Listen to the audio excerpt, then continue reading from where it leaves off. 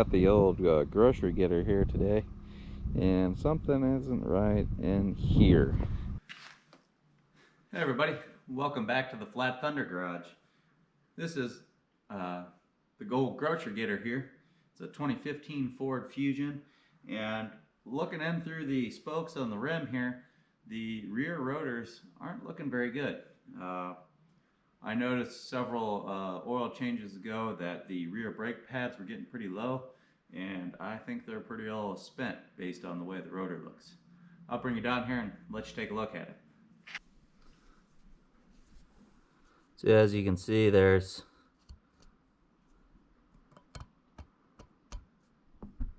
I don't know how good that's showing up on camera, but there's several ridges in here where the brake pad was scoring into the rotor, and I assume that's because the brake pads are all spent. The brake pads are inside here behind the caliper, and I assume the rivets are starting or at least getting close to digging into the rotor, but we'll see.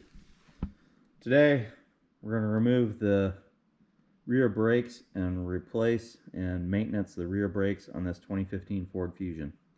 Stick with us, I'll show you how it's done.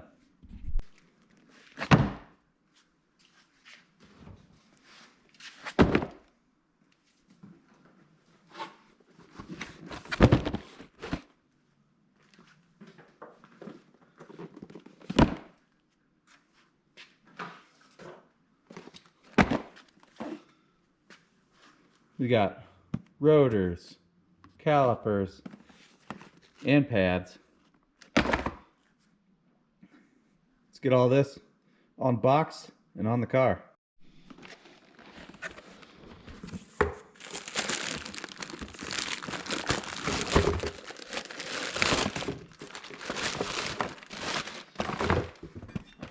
Look at that.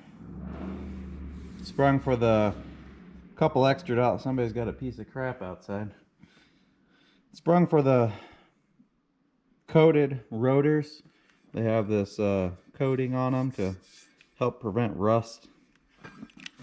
These appear to be a solid rear rotor. It's actually pretty nice.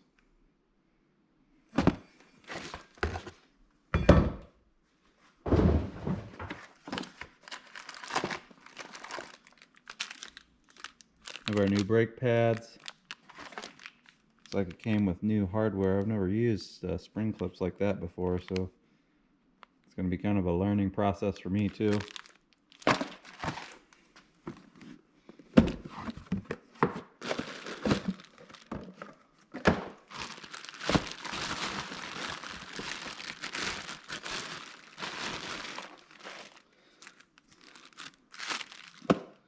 And I also opted to purchase the brake caliper and bracket as a complete assembly.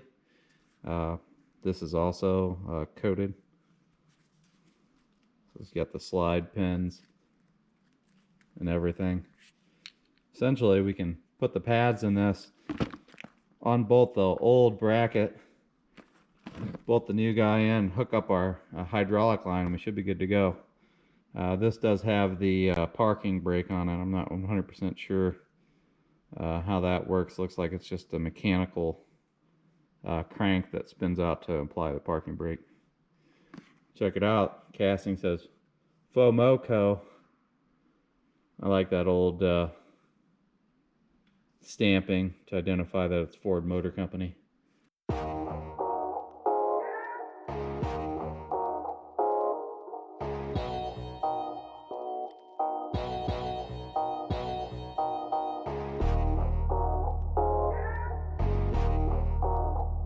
Rear of the vehicle supported where the mark is. It's jacked up on a hem seam, and then a jack stand to the right of it just for safety. Remove the rear wheel, and just to show you what we're working with here, it's a beautiful icy snowy day here in the Midwest, and makes working on cars in the snow a whole lot of fun. Got snow all over it. And I'm just, like I said, learning how to do this at the same time you are. The parking brake is this electronic device, I believe, here, that is connected to the rear of the caliper. And I already have the wrench in it. This is a 5mm socket head cap screw.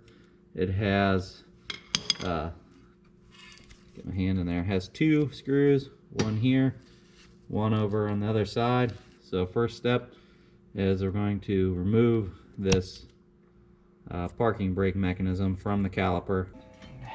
Figures. Hey, we got 2 things working against us here. It's really cold. There may or may not be moisture in between the hub and the rotor. Could just be rust.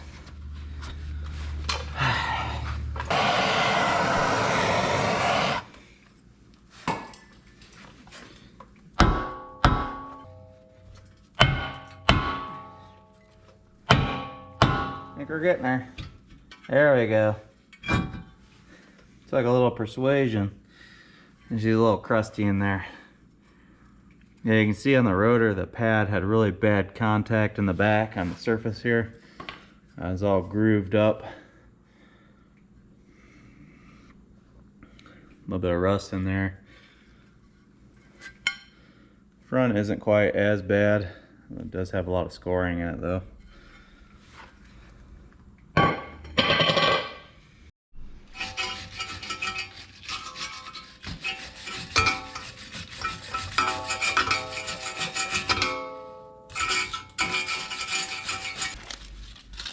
I like to get in here with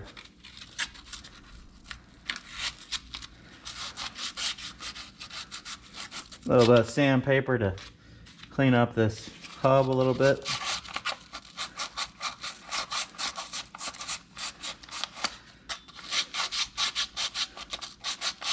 Put a little grease on this to prevent it from rusting. A lot of people use like a spray-on stuff, fluid film or anything. I always just use wheel bearing grease.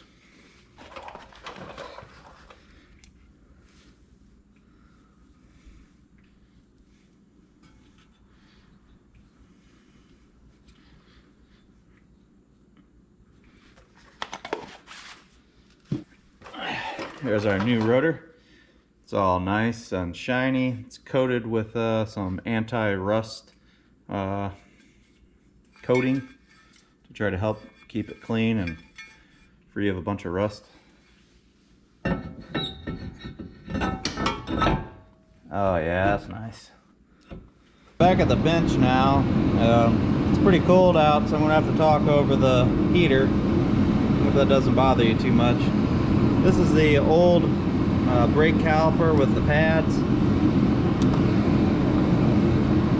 and they're not quite as thin as I thought they were. There's a good 3/16 of an inch left on the pad. It does look like this one did start to wear a little crooked, maybe at an angle, a little heavier wear up here than back here. So they weren't worn down to the rivets or anything. There's still good material there. Now I gotta figure out, the reason I have this up here is I need to figure out how these spring clips go on and figure out how to get the new pads and the new brake caliper. I'm gonna put a little bit of wheel bearing grease on the surfaces where the pad slides, and up here where the spring rides, just a little bit.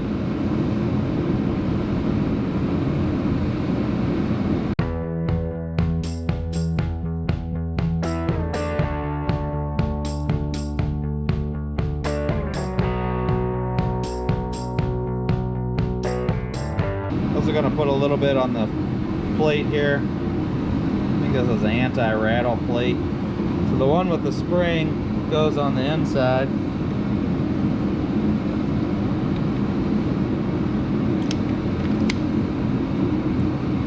And the one without the spring goes on the outside here.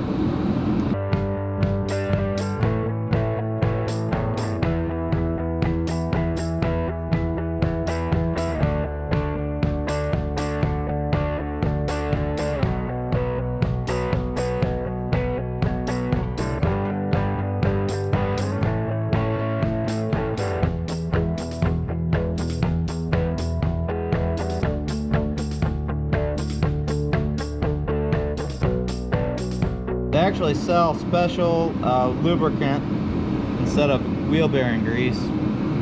That'll eventually wash off of there, but hopefully it stays on there long enough with a special coated caliper to keep the parts free, moving freely. We need to get our spring clip installed. It has 2 holes that it snaps in, and then it rides up here.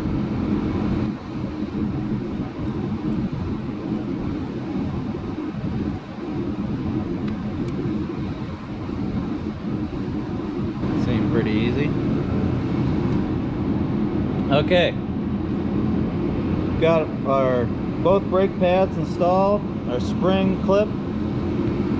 Swapping these out, make sure you pay attention to the bleeder screw. That needs to be on the top because the right and the left are not the same. I'm gonna go ahead and lubricate this O-ring too for the parking brake actuator.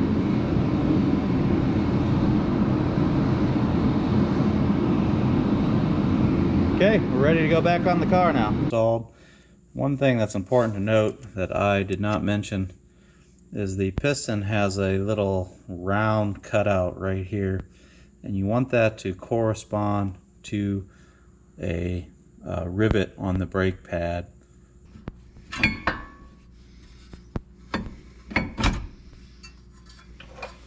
Have my Vibratite, basically a different version of Loctite or different brand name. I like this stuff because it's gel and it's easy pump. Put a little bit, that's actually too much. A little bit on both bolts.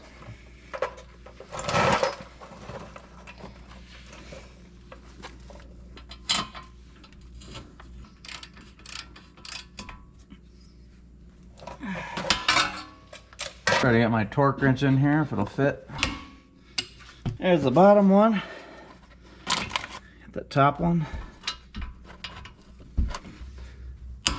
Tightened those to 100 foot-pounds. Came with 2 new copper sealing washers and a new banjo bolt. Oh, nice. Copper sealing washer goes in between the bolt and the banjo, and then one on the bottom. It actually has a hole here to keep it from rotating on the fitting. Okay. Now we have enough room to get our parking brake actuator back on.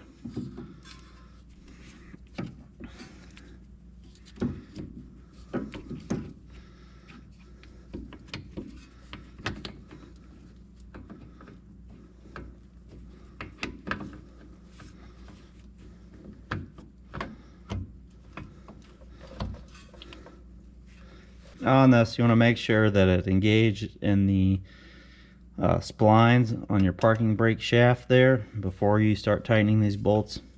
I can tell that it's all the way on and all the way down in the flange before I even installed the bolts. Voila, everything's installed here. We just need to bleed the brakes. I'm going to hold off on doing that until I get the other side installed, and then we'll bleed both of them at the same time. On the driver's side now, and I'm just going to give you a little bit of a backside view here. This is the parking brake actuator. There's one bolt. Get my hand in there. There's one bolt down here that we need to remove. Right there, one bolt right there. It's on the back side, you can't see it. And then this bolt right here, both socket heads. On the other side, this one I had to use the hex key, but down here I was able to use the socket. We have to remove our banjo bolt for our brake fluid connection, and then down here we have our, this is the upper brake caliper mounting bracket bolt that we need to remove. It's kind of behind these cables right there. So I'm going to throw you in a time lapse here. We'll get all of this removed and get the new one installed.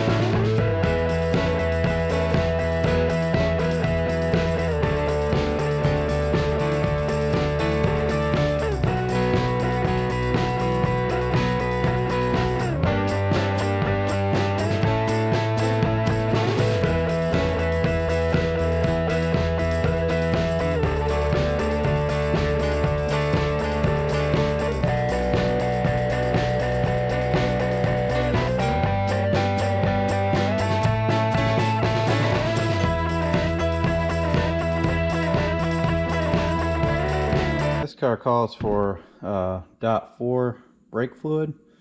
I have my jug of .3-.4 brake fluid here. And then this is my Lyle brand bleeder tool. Essentially just a cup. Has a hose that sticks down in the bottom of the cup and a couple different adapters. Though it's worth talking about this because I've seen a lot of people struggling to bleed brakes. And one thing you definitely do not want to do is invite your wife out to the garage and try to tell her to push the pedal, don't push the pedal, push the pedal.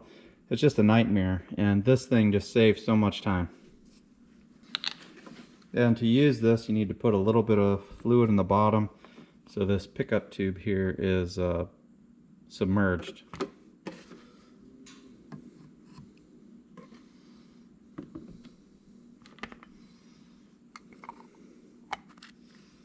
So the fluid's about there. That pickup tube is submerged, and it has different adapters here based on your bleeder size. This is the one that I predominantly use. Okay, now we're ready to hook it up to the bleeder screw and start bleeding. My fitting on the end of the bleeder screw. Now I'm going to check the fluid in the reservoir and start pumping the brakes. And as I pump the brakes, this cup's going to fill up with brake fluid, and you should be able to see the bubbles coming through the line. That's the air coming out of the system. Now this is the driver's side. I'm going to do this side first because the way the car is jacked up and supported, this side's actually taller than the passenger side. So this is the highest and furthest away from the master cylinder point.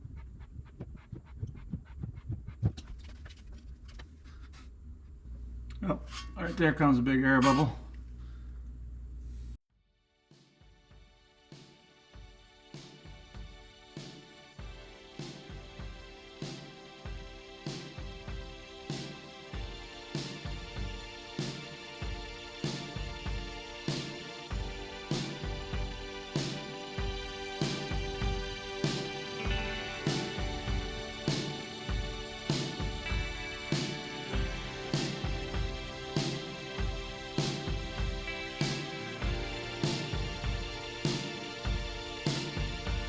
Quite a few big air bubbles, still just working its way out. Go pump the pedal a couple more times. Our cup's getting, it's about there, it's getting pretty full.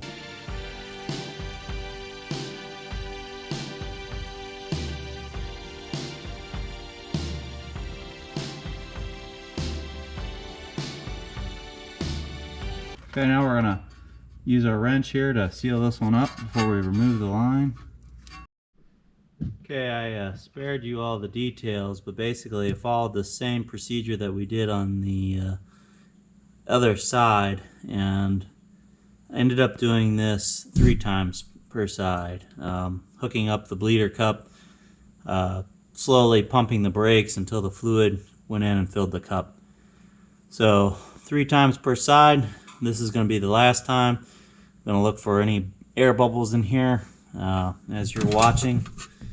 And if air bubbles are in there, I may have to do it one more time, but I think we'll be good on this.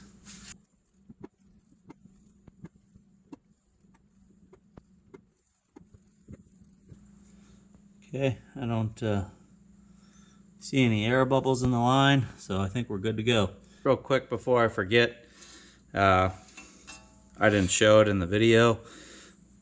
These brake rotors, since they're coated, really do not have all that oil and grease on them that you typically have for rust preventative. But you want to take your, this is a CRC brake cleaner.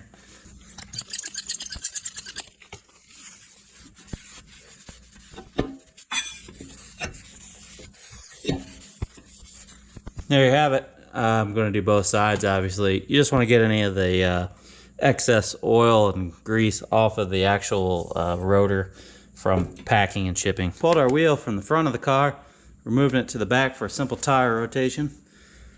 Get this tire back on there and we are done.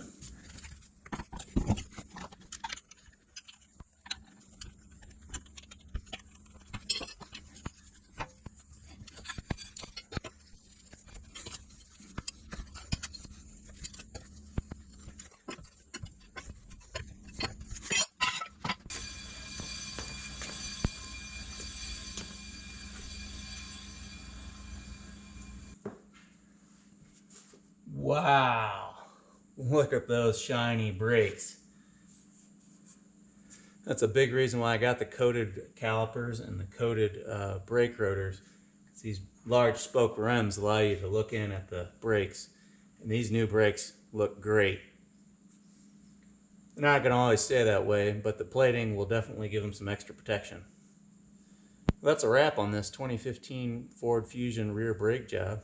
If you like this video, don't forget to give me a thumbs up, leave your questions and comments in the section below, and don't forget to hit the subscribe button.